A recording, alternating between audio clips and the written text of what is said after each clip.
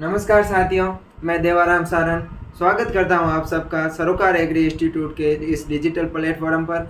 तो वे विद्यार्थी जिन्होंने अभी तक चैनल को सब्सक्राइब नहीं किया है, वे चैनल को सब्सक्राइब कर दीजिए और अपने दोस्तों के पास में भी है जो शेयर कर दीजिए, ताकि उनको भी है जो इस सेमेस्टर में अधिक से अधिक फ़ायदा हो और उनके लिए भी ये क्लास है जो रामबाण से हो सके और उनकी ओजीपी को बढ़ाने में ये शानदार हो सके। अपन ने जो पिछली क्लास में फॉरेस्ट क्लासिफिकेशन देखा था, उनमें अपन ने जो पिछली क्लास में वनों का है जो इकोलॉजिकल और क्लाइमेट के आधार पर है जो अपन ने फॉरेस्ट क्लासिफिकेशन देखा था। आज की क्लास में अपन बात करने वाले हैं फॉरेस्ट पॉलिसी के बारे में बात करेंगे, वन नीति के बारे में बात करेंगे कि फॉरेस्ट पॉलिसी है वो कब आई, क्यों आई, वन नीति का आने का क्या कारण है, उन सब के बारे में है जो अपन चर्चा करने वाले हैं।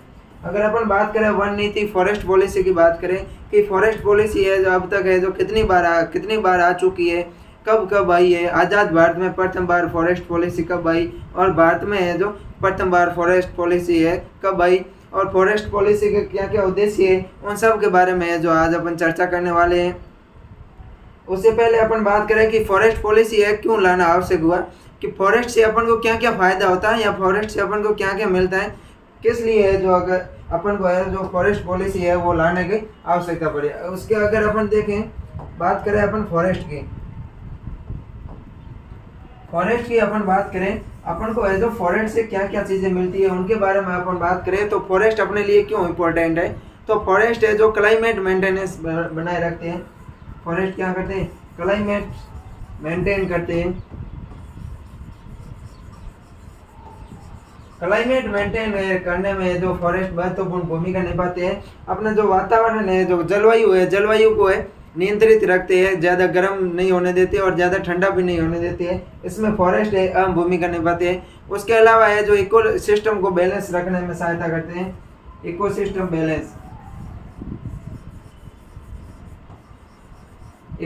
को बैलेंस करते हैं, क्लाइमेट मेंटेन रखते हैं, इकोसिस्टम बैलेंस करते हैं। उसके अलावा अपन को फॉरेस्ट से है जो फूड प्राप्त होता है, भोजन प्राप्त होता है। अपन को है फॉरेस्ट से जो फूड या भोजन प्राप्त होता रहता है, ऐसे फल फ्रूट वगैरह प्राप्त होते हैं। उसके अलावा अपन को है जो टिम्बर प्राप्त होता है, जो महंगी जो लकड़ी की है, इमारती लकड़ी है जो अपन को है जो फॉरेस्ट से प्राप्त होती है। उसके अलावा है जो इरोशन है जो अपरदन को रोकने में फॉरेस्ट सहायक होता है,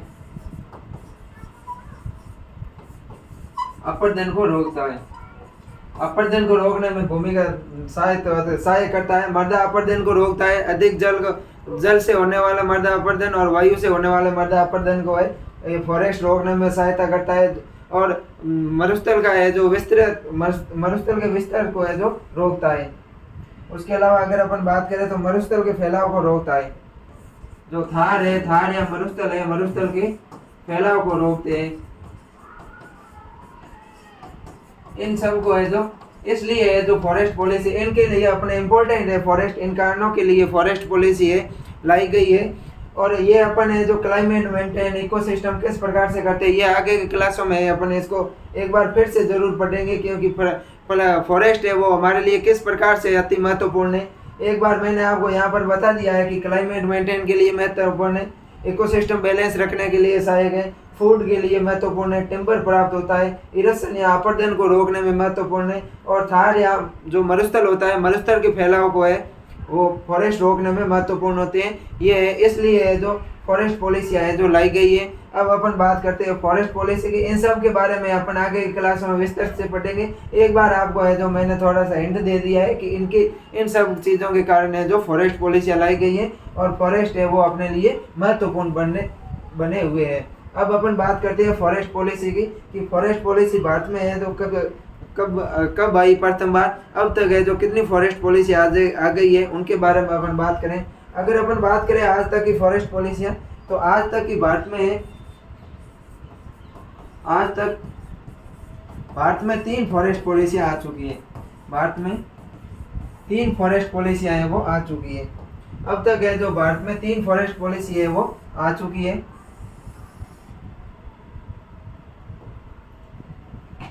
अब तक भारत में 3 फॉरेस्ट पॉलिसी आ चुकी है, वन नीति आ गई है, 3 वन नीति आ गई है। 3 बार है वो वन नीति आ चुकी है। प्रथम बार अगर अपन बात करें 1894 में 1894 में आए, जो प्रथम बार वन नीति आई थी, फर्स्ट फॉरेस्ट पॉलिसी आई थी। उसके बाद आई थी 1952 में आई थी सेकेंड बार द्वितीय फॉरेस्ट पॉलिसी है, जो 1952 के अंदर आई थी। और after freedom first forest policy थी, भारत को है जो आज़ादी के बाद की प्रथम पॉलिसी थी। उसके बाद में 1988 में फॉरेस्ट पॉलिसी आई थी। अपन अगर पहली फॉरेस्ट पॉलिसी की बात करें तो 1894 में आई थी। कब आई थी? 1894, 1894 में है जो फर्स्ट फॉरेस्ट पॉलिसी आई थी, फर्स्ट फॉरेस्ट पॉलिसी। क्वेश्चन आ सकता है कि फर्स्ट फॉरेस्ट पॉलिसी कब आई? न्यू टाइम में क्वेश्चन आ सकता है। फर्स्ट फॉरेस्ट पॉलिसी है वो 1894 में आई थी, 1894 में आई थी, जब भारत पर अंग्रेजों का राज था। अंग्रेजों के समय है जो भारत में आई थी, और उस समय जो गवर्नर जनरल थे वो थे लॉर्ड डलहौजी, गवर्नर जनरल थे। उसके बाद में दूसरी फॉरेस्ट पॉलिसी आई थी 1952 के अंदर है वो दूसरी फॉरेस्ट पॉलिसी आई थी। कब आई थी? 1952 के अंदर है द्वितीय बार है फॉरेस्ट पॉलिसी आई थी। 1952 में सेकेंड फॉरेस्ट पॉलिसी आई थी, सेकेंड फॉरेस्ट पॉलिसी तो बात करें तो कब आई? 1952 में है जो सेकेंड फॉरेस्ट पॉलिसी आई थी। द्वितीय वन नीति है 1952 में आई थी। उसके अलावा जो तीसरी वन नीति की बात करें तो 1988 में आई थी। और यह है जो आज़ाद भारत की प्रथम वन नीति है। क्या? फ्रीडम इंडिया की प्रथम वन नीति। क्वेश्चन आ सकता है कि आज़ाद भारत की प्रथम वन नीति कौन सी है? तो आज़ाद भारत की प्रथम वन नीति, आज़ाद भारत की प्रथम फॉरेस्ट पॉलिसी, आज़ाद भारत की प्रथम फॉरेस्ट पॉलिसी एपी की बात करते हैं। फॉरेस्ट पॉलिसी है तो वो कौन सी है? 1952 की फॉरेस्ट पॉलिसी है। और द्वितीय जो फॉरेस्ट पॉलिसी है वो आज़ाद भारत की प्रथम फॉरेस्ट पॉलिसी है। उसके अलावा तीसरी फॉरेस्ट पॉलिसी आई थी, वो आई थी 1988 में आई थी। कब आई थी? 1988 में आई थी। 1988 में 1988 में है जो तीसरी फॉरेस्ट पॉलिसी आई थी, थर्ड फॉरेस्ट पॉलिसी।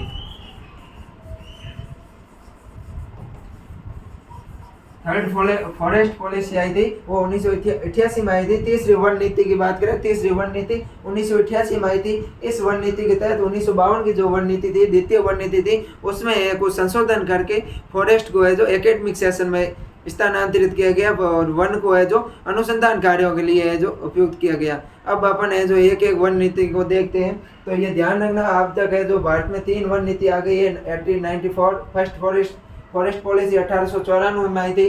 द्वितीय फॉरेस्ट पॉलिसी है जो 1952 में आई थी, जो आज़ाद भारत की प्रथम फॉरेस्ट पॉलिसी है।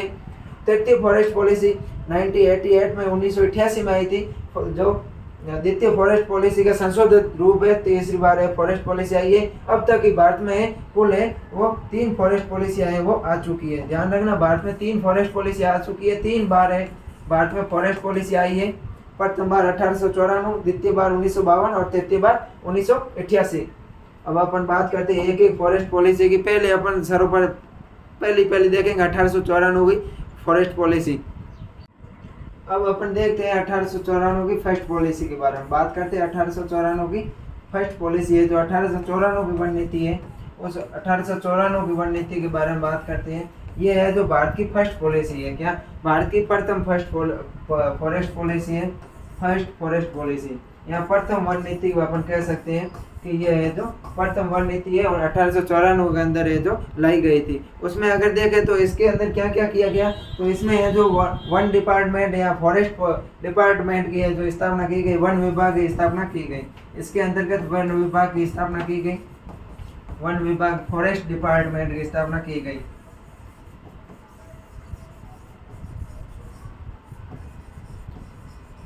वन विभाग है फॉरेस्ट डिपार्टमेंट की है जो इस फॉरेस्ट पॉलिसी के अंतर्गत स्थापना की गई, फॉरेस्ट डिपार्टमेंट की स्थापना की गई। 1894 की जो वन नीति थी इसके अंतर्गत फॉरेस्ट डिपार्टमेंट वन विभाग की स्थापना की गई। उसके अलावा अगर अपन बात करें तो इसको जो लेकर आए थे वो लेकर आए थे लॉर्ड डलहौजी। कौन लेकर आए थे इसको? इस वन नीति को लाने वाले कौन थे? कौन है जो इस वन नीति को लेकर आए? वो लेकर आने वाले थे लॉर्ड डलहौजी, भारत के उस समय के गवर्नर जनरल थे। भारत के उस समय के है जो गवर्नर जनरल लॉर्ड डलहौजी थे, जो है भारत में है जो प्रथम बार है जो फॉरेस्ट पॉलिसी लेके आई। उसके अलावा अगर अपन बात करें इसका उद्देश्य क्या था, इसके उद्देश्य की बात करें, जो प्रथम वन नीति इसके मुख्य उद्देश्यों की बात करें कि इसके क्या क्या उद्देश्य है, किस उद्देश्य से है जो इस फॉरेस्ट पॉलिसी को वो लेके आई। उद्देश्य की बात करें तो उद्देश्य अंग्रेजों का एक ही था, भारत से अधिक धन अर्जित करना। तो धन अर्जित करने के लिए क्या था इनका, था वनों से जो अधिक से अधिक राजस्व प्राप्त करना। पर उद्देश्य क्या था, वनों से अधिक राजस्व प्राप्त करना, वनों से अधिक राजस्व प्राप्त करना। वनों से अधिक राजस्व प्राप्त करने के लिए वो प्रथम वन नीति लेके आए थे, लॉर्ड डलहौजी 1894 के अंदर लेके आए थे। उसके अलावा दूसरे और अपन उद्देश्य की बात करें तो वो था कृषि सुधार करना। जो भारत की परंपरागत कृषि थी उसमें सुधार करना, कृषि सुधार। तो कृषि सुधार करने और वनों से अधिक राजस्व प्राप्त करने के उद्देश्य से जो लॉर्ड डलहौजी 1894 में भारत में प्रथम फॉरेस्ट पॉलिसी लेके आई, ये अपन को ध्यान रखना है। उसके अलावा अगर अपन बात करें इसमें वनों को वर्गीकरण किया गया, तो इसमें वनों को 4 भागों में वर्गीकृत किया गया। प्रथम फॉरेस्ट पॉलिसी के अनुसार वनों को 4 भागों में वर्गीकृत किया गया। फर्स्ट फॉरेस्ट पॉलिसी के अनुसार, प्रथम फॉरेस्ट पॉलिसी की बात करें तो इसके अनुसार वनों को 4 भागों में वर्गीकृत किया गया। कितने भागों में वर्गीकृत किया, वनों को 4 भागों में बांटा। प्रथम वन नीति के अंतर्गत है वनों को 4 अलग भागों में बांटा। उनकी अगर अपन बात करें तो पहला वन है प्रोटेक्टिव फॉरेस्ट। पहला कौन सा है, प्रोटेक्टिव फॉरेस्ट। पहले वन की बात करें तो कौन सा है, प्रोटेक्टिव फॉरेस्ट।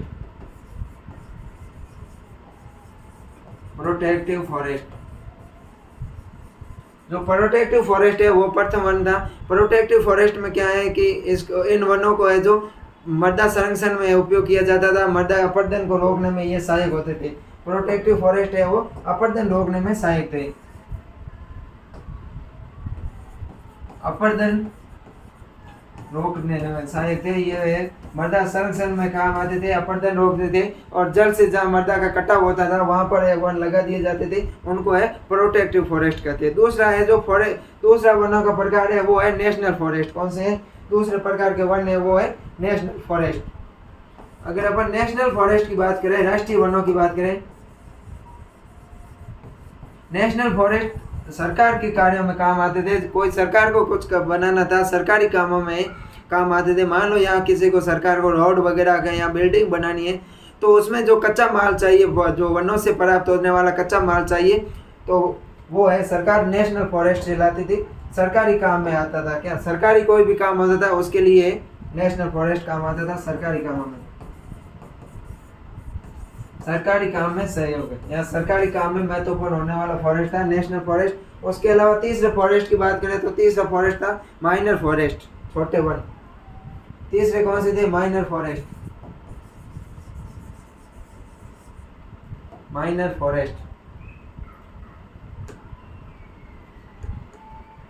तीसरे वन की बात करें तो तीसरे थे माइनर फॉरेस्ट।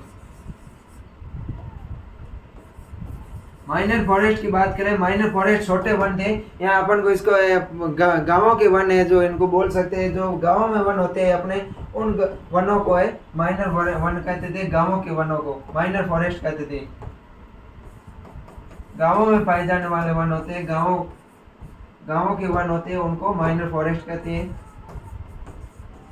उसके अलावा चौथा फॉरेस्ट था वो था ट्री लैंड, जो वर्षों से आच्छादित भूमि थी, वृक्ष भूमि थी, उसको है चौथे भागों में बांटा गया ट्री लैंड के रूप में।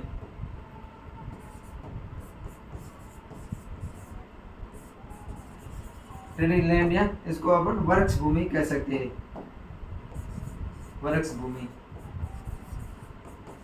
ये है जो फर्स्ट फॉरेस्ट पॉलिसी के अंतर्गत वनों को 4 भागों में वर्गीकृत किया गया, protective forest, national forest, minor forest और ट्री लैंड। इनमें 4 भागों में वर्गीकृत किया गया। उसके अलावा अब अपन देखते हैं सेकंड फॉरेस्ट पॉलिसी 1952 के अंदर आई थी। सेकंड फॉरेस्ट पॉलिसी कब आई, 1952 के अंदर आई थी। द्वितीय वन नीति के बारे में देखते हैं। 1952 की जो वन नीति है, उस 1952 की वन नीति को देखते हैं। 1952 आजाद भारत की प्रथम वन नीति थी। क्वेश्चन आ सकता है कि आजाद भारत की प्रथम वन नीति कौन सी है, तो आजाद भारत की प्रथम वन नीति है 1952 की वन नीति। आजाद भारत की प्रथम वन नीति।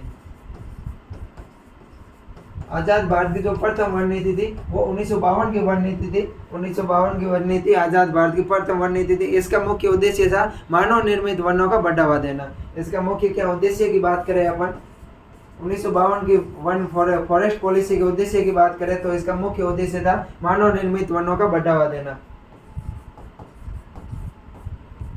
मानव निर्मित वनों को बढ़ावा देना। जो मानव निर्मित वन है उन मानव निर्मित वनों को अधिक से अधिक लगाया जाए, उनमें जो बढ़ावा देने का मुख्य उद्देश्य था मानव निर्मित वनों का बढ़ावा देना। उसके अलावा अपन बात करें तो देश के कुल भूभाग का 33% पर वन होना चाहिए। दूसरा उद्देश्य क्या था? दूसरा उद्देश्य था देश के कुल भूभाग पर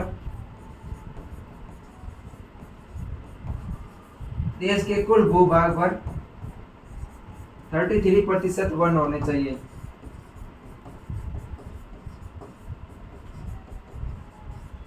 देश के कुल भूभाग है जो उस पर है जो लगभग 33% है वन होना चाहिए। यानी अपन बात करें 100 में से कुल भूभाग है जितना स्थलीय भूभाग है उनमें से 33% भाग पर वन होना चाहिए। ये इसका सेकंड वन पॉलिसी का उद्देश्य था। उसके अलावा अगर अपन बात करें तो वनों में पशुचारण पर नियंत्रण था। क्या जो वन भूमि में पशुचारण थे उस पर नियंत्रण करा गया। वनों में पशुचारण पर नियंत्रण, वनों में या वन भूमि में वनों में पशुचारण पर नियंत्रण, पशुचारण पर नियंत्रण।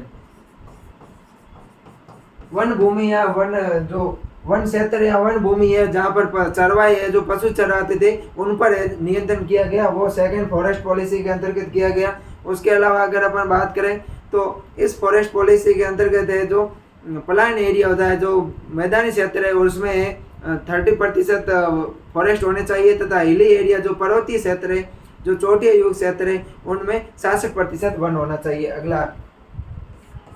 अगले उद्देश्य की बात करें तो प्लेन एरिया में, प्लेन एरिया या जो मैदानी भाग होता है, मैदानी भाग में 33% तथा जो हिली एरिया होता है, जो हिली एरिया यानी कि जो पर्वतीय क्षेत्र है, पर्वतीय क्षेत्र में 66% वन होने चाहिए। सेकेंड फॉरेस्ट पॉलिसी के अंतर्गत प्लेन एरिया में 33%, जो समतल एरिया होता है, जो समतल मैदानी भूमि होती है, मैदानी भूमि में 33% तथा पर्वतीय भूमि में 66% वन होने चाहिए। इसके मुख्य उद्देश्य ये है आजाद भारत की प्रथम वन नीति के पूछे तो 1952 की वन नीति है मानव निर्मित वनों का बढ़ावा देना। देश के कुल भूभाग पर 33% वन होने चाहिए। वनों में पशुचारण पर नियंत्रण। उसके अलावा जो भारत का जो पर्वतीय क्षेत्र है वहाँ पर 66% तथा जो मैदानी क्षेत्र है वहाँ पर 33% वन होना चाहिए। अब देखते हैं वनों का वर्गीकरण। इसके अंतर्गत वनों को है जो 4 भागों में वर्गीकृत किया गया। सेकंड फॉरेस्ट पॉलिसी के अंतर्गत वनों को कितने भागों में वर्गीकृत किया गया? तो 4 भागों में वर्गीकृत किया गया। अगर अपन वर्गीकरण की बात करें कि वनों को कितने भागों में वर्गीकृत किया गया तो 4 प्रकार में वर्गीकृत किया गया। 4 भागों में वनों को अलग अलग 4 भागों में बांटा गया। 4 भागों में वनों को वर्गीकृत किया गया। वो 4 भाग कौन कौन से उनकी अगर अपन बात करें कि कौन कौन से 4 भाग है तो इसमें पहला जो वन प्रकार आता है वो आता है रिजर्व फॉरेस्ट। रिजर्व फॉरेस्ट ये वन है जो रिजर्व फॉरेस्ट होती है, ये किसी सरकारी नीतियों द्वारा रिजर्व होते हैं, सुरक्षित होते हैं। जैसे अपने यहाँ नज़दीक की बात करें तो रणथंभौर राष्ट्रीय उद्यान है, ये रिजर्व फॉरेस्ट है। उसके अलावा दूसरे भाग की बात करें तो दूसरे में था नेशनल फॉरेस्ट। दूसरे कौन से थे? National forest.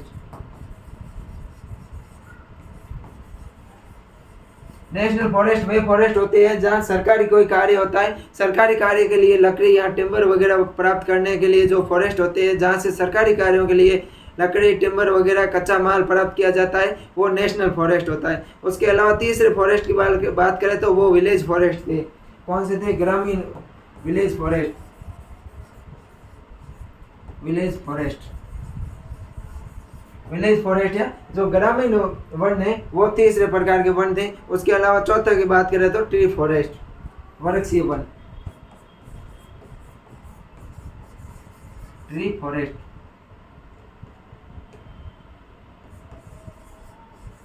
ये है जो 4 प्रकार के वनों को है जो द्वितीय वन नीति के अंतर्गत वर्गीकृत किया गया। पहला है रिजर्व फॉरेस्ट, या इसको प्रोटेक्टिव फॉरेस्ट भी बोलते हैं,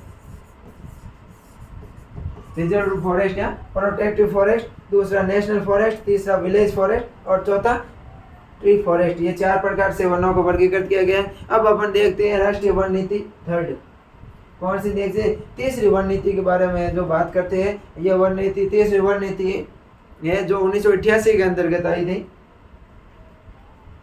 3 नंबर की वन नीति है 1988 की वन नीति। 1988 की वन नीति है वो 1952 की वन नीति का संशोधन किया गया है। क्या 1988 की वन नीति है 1952 की वन नीति का संशोधन किया गया है। ये आज़ाद भारत की द्वितीय वन नीति है और भारत की तृतीय वन नीति है। आज़ाद भारत की बात करें तो द्वितीय वन नीति, भारत की बात करें तो तृतीय वन नीति है। ये ध्यान रखना क्यों एक वन नीति है वो अंग्रेजों के समय में आ चुकी थी। इसकी अगर अपन बात करें तो 1952 की जो फॉरेस्ट पॉलिसी थी उसमें संशोधन किया गया। इसके अंतर्गत 1952 की फॉरेस्ट पॉलिसी में जो 1952 की फॉरेस्ट पॉलिसी थी वन नीति थी, उस वन नीति में संशोधन किया गया। क्वेश्चन आ सकता है कि 1952 की फॉरेस्ट पॉलिसी में कब संशोधन किया गया, तो 1988 में है वो 1952 की फॉरेस्ट पॉलिसी में संशोधन किया तथा तृतीय वन नीति लाया गया। इसके उद्देश्यों की बात करें तो अपन को पीसीडी ध्यान रखना है। क्या बात करें, अगर अपन इसके उद्देश्य की बात करें कि ये वन नीति क्यों लाई गई, तो इसका उद्देश्य है पीसीडी।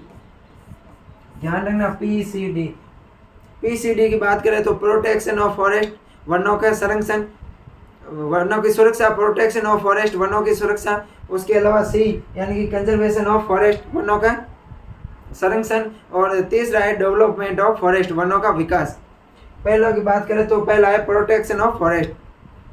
पहला पी का मतलब क्या है, protection of forest, protection of forest. दूसरी बात करें तो conservation of forest,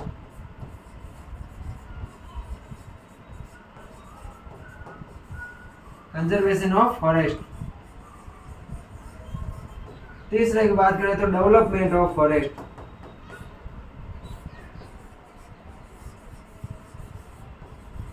development of forest.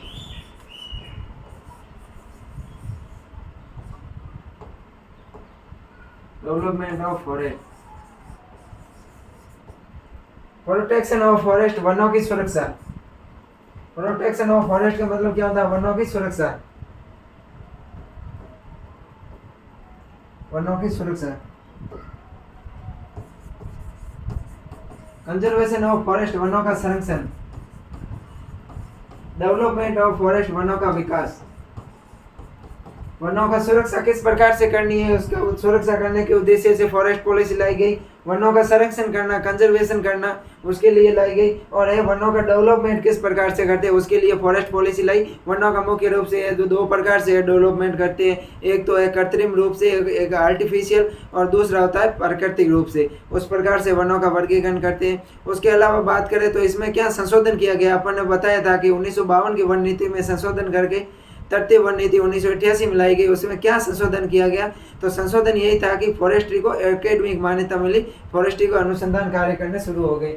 अगर अपन संशोधन की बात करें कि इस वन नीति में क्या संशोधन किए गए, संशोधन की बात करें तो संशोधन था कि फॉरेस्ट्री को एकेडमिक मान्यता मिल गई, फॉरेस्ट्री को, वानिकी को एकेडमिक मान्यता मिली। फॉरेस्ट्री को है जो फॉरेस्ट को है, फॉरेस्ट्री को एकेडमिक मान्यता दी गई। अनुसंधान कार्य है जो इसमें अपन कर सकते हैं। एकेडमिक मान्यता की बात करें कि एकेडमिक मान्यता से क्या होता है, तो यहाँ पर है जो अपन अनुसंधान कार्य कर सकते हैं। अनुसंधान कार्य अपन है वो फॉरेस्ट्री के अंतर्गत कर सकते हैं। 1988 की फॉरेस्ट पॉलिसी में लाया गया। और इसके अंतर्गत उसके बाद में कई सारे विश्वविद्यालय बने। अपने झालावाड़ की बात करें तो कोटा विश्वविद्यालय के अंतर्गत झालावाड़ में है जो फॉरेस्ट कॉलेज है वहाँ बनाया हुआ है। और वहाँ पर है जो फॉरेस्ट्री से संबंधित फॉरेस्ट्री कॉलेज है और वहाँ पर फॉरेस्ट्री से संबंधित सभी विषय है वो पढ़ाई जाती है। उसके अलावा बात करें तो नए विकास नए वनों के विकास के लिए कार्य योजना व रणनीति तैयार की गई। अपन और बात करें इसके क्या क्या उद्देश्य हैं।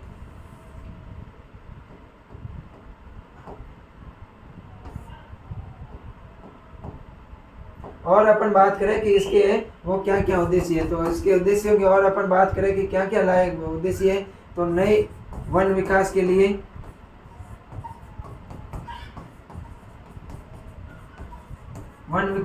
कार्य योजना,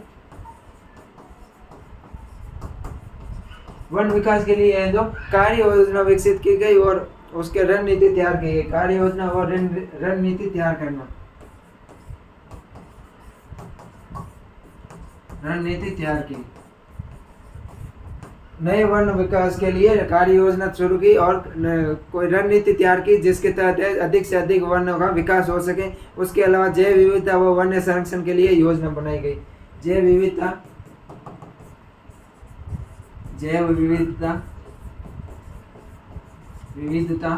तथा वन्य संरक्षण के लिए योजना बनाई,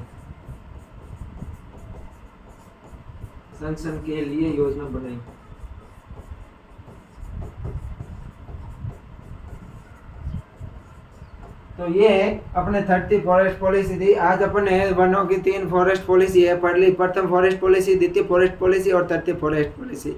मुझे आशा है कि मैंने जो पढ़ाया ये आपको समझ में आ गया होगा। अगर आपको समझ में नहीं आया है तो क्लास दोबारा ज़रूर देखना, 2 बार नहीं 3 बार देखना, अपने पास समय बहुत है। बहुत ही शानदार तरीके से समझ कर अपन पढ़ेंगे।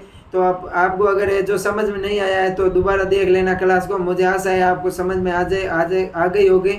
और अपने दोस्तों के पास में चैनल को शेयर ज़रूर करें और आप भी ये चैनल को सब्सक्राइब ज़रूर करें। अब मिलते हैं नेक्स्ट क्लास में, तब तक के लिए थैंक यू, धन्यवाद।